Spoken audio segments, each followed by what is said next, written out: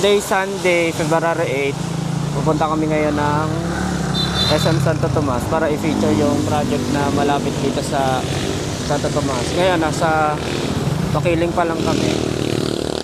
At ayun, medyo masama nga yung panahon. Uulan, kaya nag-stop over muna kami. Yun lang, sana maganda yung panahon para makapunta kami dito. Papasok na tayo ng SM ng Santo Tomas. I'm sorry. Dito natin makikita kung gaano ka-accessible ang lugar. Ano yung arko ng Santo Tomas, Batangas. Maligayang pagdating sa lalawigang Magiting, Batangas, Santo Tomas. Welcome to Batangas, 3rd District.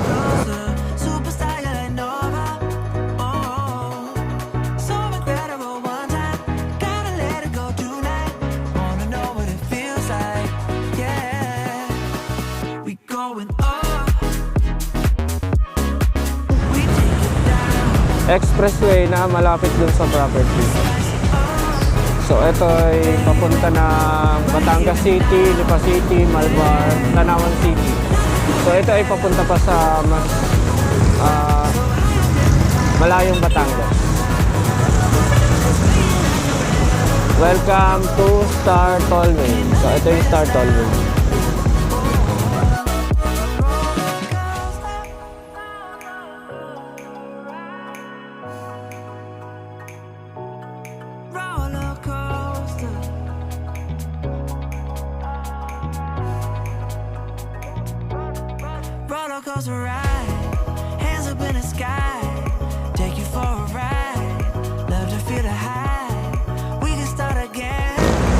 Yung hospital na makikita natin is 3rd level hospital.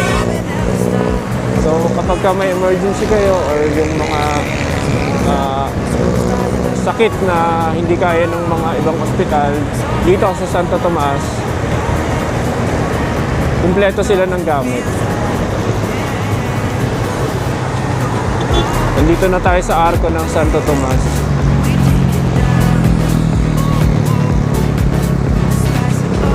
Yan.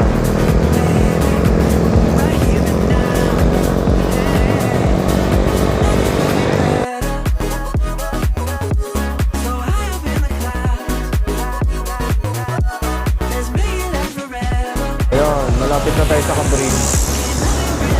Yung 3rd level hospital na located mismo dito sa Santo Tomas, Batangas. So medyo maliit lang siya sa loob, pero malaki pagdating doon sa pinakagitnang level. Kumpleto sila dyan ng mga gamit or yung mga medical equipment. Okay lang yan. Ito na yung SM Santo Tomas. Then may SNR dito. Dito rin yung Isuzu. Yan. Ayun yung Isuzu. Yan. Diyan malapit. Then SNR. Malapit din tayo sa SNR. Pwede kayo mag-shopping dyan kung meron kayong membership. And syempre yung SM Santo Tomas. Yan. Punta tayo ng SM. Hindi, kakain muna tayo, no? Ayan ang SM Santo Tomas. Kain pa lang muna kami. Hahanap kami ng kainan. Shoot mo hanggang doon.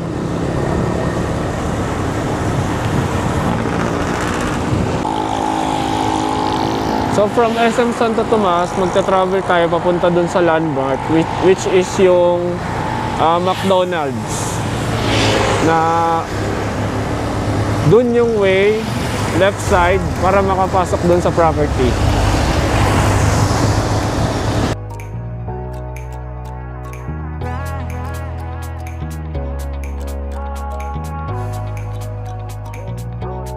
Roller coaster ride, hands up in the sky, take you on a ride, love to feel the high, we can start again, laughing to the end, screaming at the top, hope it never stops, we can do it. Kaya katatapos lang po namin kumain. So ito po yung McDonald's dito sa ano talab?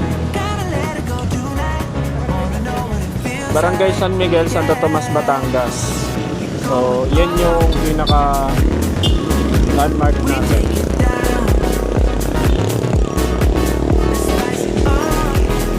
Yan, Barangay San Miguel, Santo Tomas. Tapos, dun po tayo papasok sa may part na yun. So, ayan, papasok na po kami dun sa way kung saan located yung property.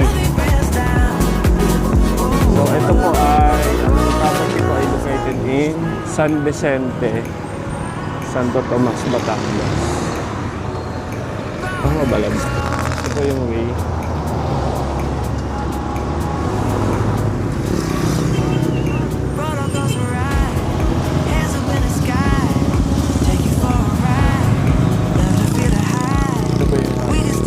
Happy Coffee NK Egg. Yung una po medyo lubak pa rito, pero ngayon ayos na rin po ng barangay yung daanan nito. So yan, ganda na yung kanyang sakay. At hindi na rin po siya mabuti kasi may mga subdivision na po sa loob.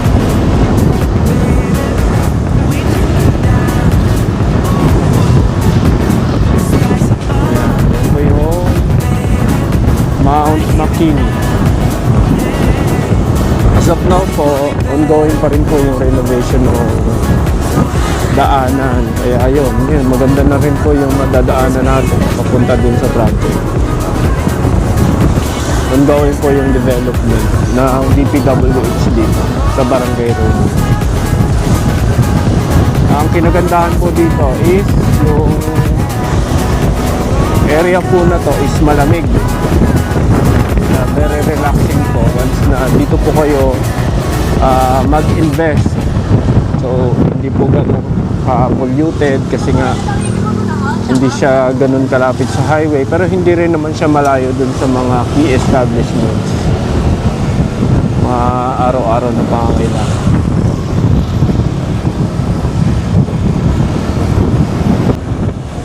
So ayan, halfway na po tayo pagdaan po natin dito sa tunnel.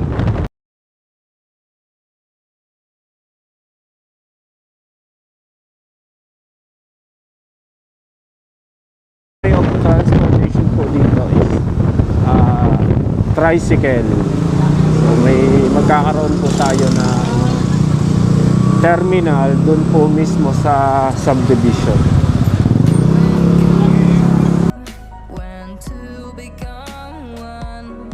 Nung una is malubak po talaga, pero nung may development na po na nangyayari doon sa taas, unti-unti na po talaga nilang inaayos yung daanan para mas maging madali yung access ng mga taga doon sa malapit sa paanan, na hindi po na lulubak yung kanilang mga sasakyan.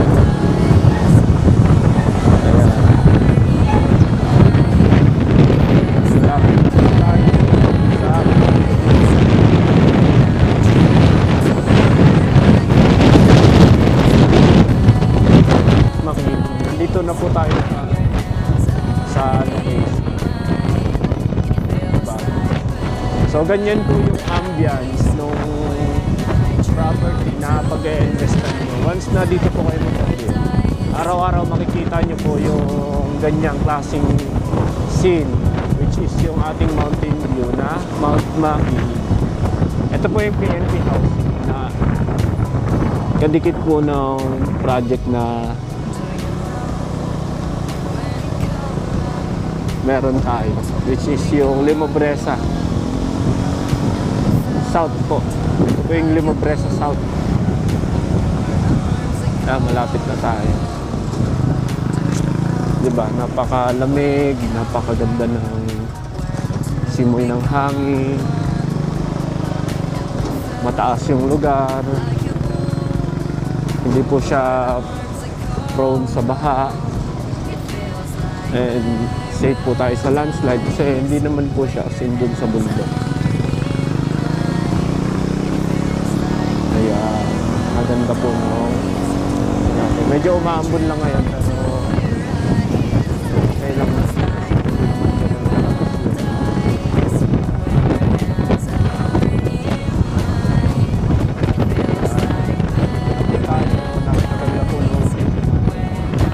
So yun po yun. So ito po yung vicinity map ng project natin. Ito po yung view map guide. View map guide. Then andito po tayo. Ito po yung mamaya babaybayin po natin para makapasok po dun sa project. So ang pangalan ng project natin is Limobresa South, located in San Vicente, Santo Tomas, Batangas. So ayan. So meron po tayong phase 1 and phase 2. Ayan. Ang available na lang po natin dito is yung Adeline single attach, Linnea and Jasmine, and pwede po naman namin na i-check kung ano pa yung mga available na unit. Unlike po sa ibang entrance ng subdivision is napaka kipot po yung entrance po ni Limobresa is nakikita nyo naman po na two-way siya pero kasya po yung tatlong sasakyan kahit magsabay-sabay po sila. Ayan. May overtaking po siya. Ayan. Ganyan po kaganda yung Limobresa South. Ayan. Ayan po yung Mount Makiling. Ayan. Nasa almost paanan na po tayo ng bundok. Kaya kung mapapansin nyo, napakalakas ng hangin. Napakalinis ng paligid natin. Ayan. Ganda ng ambience. Punta naman po tayo dun sa mismong site kung saan matatagpuan yung pinaka-project.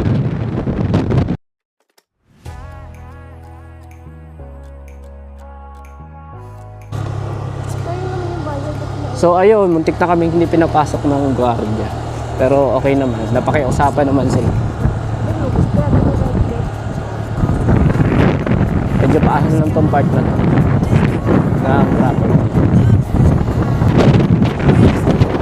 Napakaganda po ng property.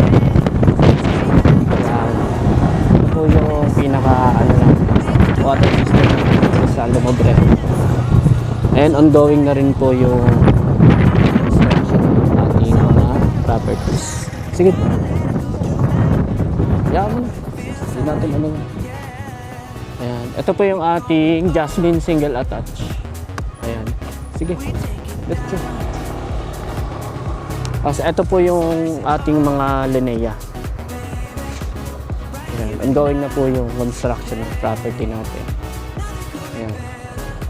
Ito po yung ating Linnea single attach. Ito po yung ating premium na property.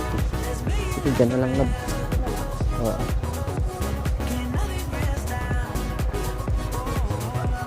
Ano, kaya Mount Makiling. Napakaganda naman ng Mount Makiling. Tapos nandito yung bahay mo. Ganito yung kanyang malamig. Malamig yun. Ito yun eh. May LTS na rin po. Napakataas po ng location. Malamig dito. May mga road infrastructure na tayo sa ibang blocks. Napakaganda ng property. Natin yung Linnea single attach. Para mag-inquire po, ilalagay ko po yung number ko dyan sa baba. Pwede rin kayo mag-inquire sa Facebook page ko kung gusto niyo pong mag-avail ng property dito. Tanggal lang ako ng helmet. So, ayan. Ito po yung Linea single attach. Ayan. Ayan po yung Linea single attach. Pakalaki po. Provision for 3 bedrooms po siya. Meron na po siyang kitchen area sa baba na merong kitchen countertop. Tapos ganito po yung kanyang turnover. Ayan. Ayan po. Ayan. Bali, dalawa po yung toilet and bath niya. Ayan. Ayan po yung kanyang kitchen countertop. Tapos sliding door na po yung access niya papunta ng parking. Medyo malakas lang yung hangin. Ayan. Akyat po tayo sa taas. Ayan po yung second toilet and bath niya. Ayan. Kanyang window is malalapad po. Ayan. Ito pa yung maganda sa kanya, yung kanyang window is, yung window lighting niya, maganda kasi meron siyang vertical window dito sa may part ng hagdan.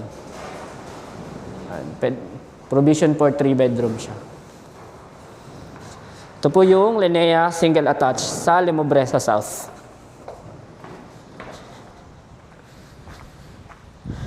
Pakita ko na rin po yung kanyang likod na part. So, kasya po dito yung dalawang sasakyan kapag ipapark po ninyo sa ganitong klase ng property. Ayun po yung ibang Linea. Ayan. Ito po yung kanyang back part. Yung kanyang kitchen area sa likod. So, pwede po kayo mag-extend dito pag gusto nyo po na lumawak yung inyong property. Linea single attached, sa mga gusto po ng Linea single attached, meron pong 100 square meter ang minimum cut natin with Linea single attached. And ang kanyang floor area is 77.25. So provision for 3 bedrooms and merong toilet and bath na dalawa. Tapos merong kitchen area and meron na rin kitchen countertop na kasama yung property. So ang deliverable ng property is bird type po siya.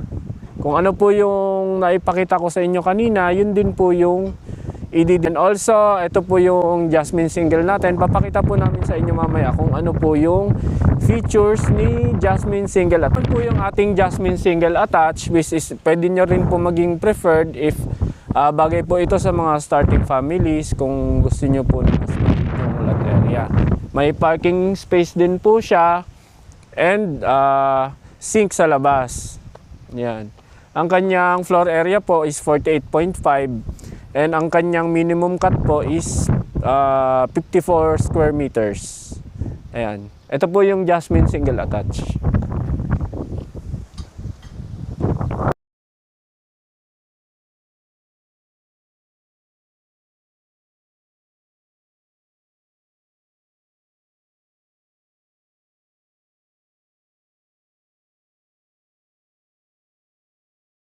So ito po yung ating Jasmine single attach. Ayan, medyo naiwanan lang po nakabukas yung kanyang pinto kaya pumasok po yung tubig. Ayan, ang Jasmine single attach. Then ito yung kanyang likod. Nakasarado, sorry. Ayan. Mayroon na rin po siyang isang toilet and bath na ganyan po yung kanyang fixtures. Ayan. Akyat po tayo sa taas para makita nyo kung lakas naman ng hangin na yun. Ayan. Ito po yung kanyang second floor. So provision po siya ng 2 bedrooms.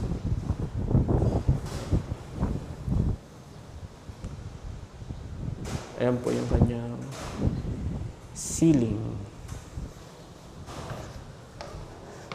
Dito lang po yan sa Lemobresa, here in San Vicente, Santo Tomas, Batangas. Napakaganda po ng mountain view. Yan. Pwede nyo rin pong i-expand to kapag meron na po kayong budget and mas gusto nyo na mas malaki yung inyong floor area. Yan. Ganda, napakaaliwalas, napalakas ng hangin dito sa Lumobresa, South. Yan. Salamat po.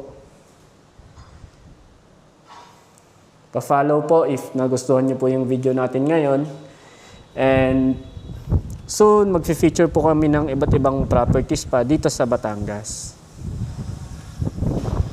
Sa mga gusto pong mag-avail sa property na to dito sa Lumobresa South, Santo Tomas, Batangas, pwede po kayo mag-inquire sa page namin at ilalagay ko na rin po yung number ko sa baba para personally pwede kayong tumawag or mag-text para sa site viewing. And para naman po sa quotation, pwede po namin isend sa inyo once na nag-inquire po kayo sa amin.